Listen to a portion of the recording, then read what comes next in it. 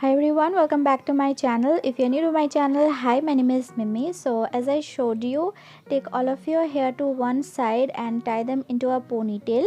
Now take a section of your hair from the back of the ponytail like so and split that section into two equal sections and bring them to the front. Then take the two sections, cross them over and tie a knot. Like literally tie a knot how you would tie a knot using two sections or two pieces, like that. Just tie a knot on top of your ponytail and then again take both the sections to the back of the ponytail and cross them over.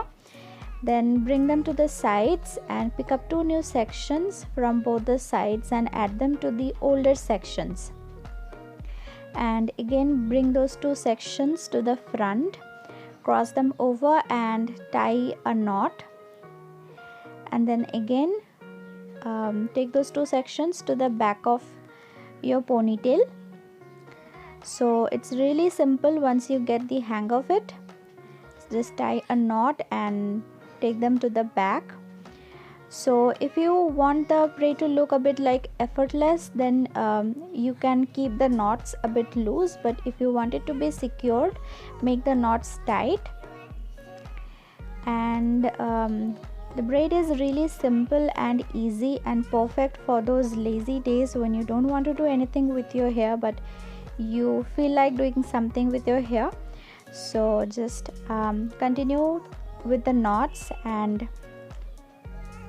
take them to the back of the ponytail.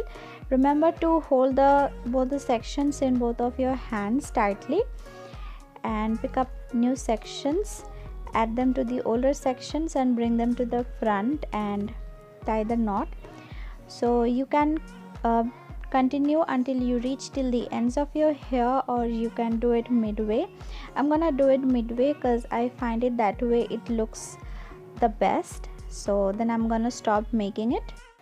So this is how the braid is gonna look like. It's a 3D braid and it gives a really nice 3D effect, but it is actually really simple to make.